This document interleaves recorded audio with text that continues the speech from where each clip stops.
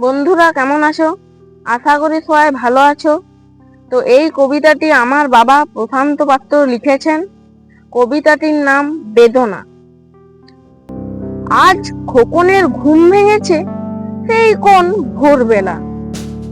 আরে জানো না, আজ যে মকর সংক্রান্তি, সকাল সকাল স্নান করতে হবে যে। মা, ও মা, বাবা কখন আসবে? নতুন জামা দেবে বলে আজও তো এলো না। অনেক দিন হয়ে গেছে খোকনের বাবা কাজের জন্য বাইরে গিয়েছে, আসবো বলে আজও বাড়ি ফেরেনি। মা সুচ সুতো নিয়ে খোকনের পুরনো জামা সেলাই করতে বসেছে। তাড়াতাড়ি করতে গিয়ে হাতে সুচ ফুটে যন্ত্রণা হচ্ছে। দাঁড়া বাবা, তোকে জামা দিচ্ছি।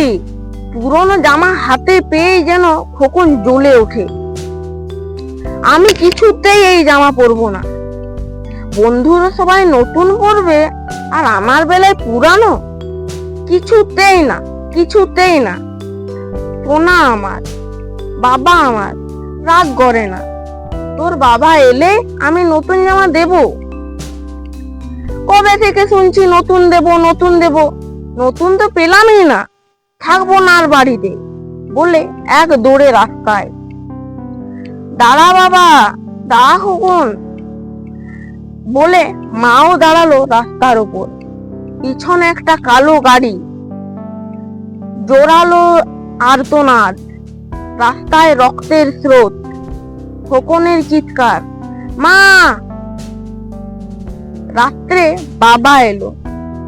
খোকন জামা পেল, কিন্তু জামা পরানোর জন্য মা থাকলো না। নমস্কার। ভিডিওটি কেমন লাগলো কমেন্ট করে জানাবে, এবং ভিডিওটি ভালো লাগলে লাইক করবে, এবং এমনই সুন্দর সুন্দর কবিতার ভিডিও দেখবার জন্য সাবস্ক্রাইব করবে।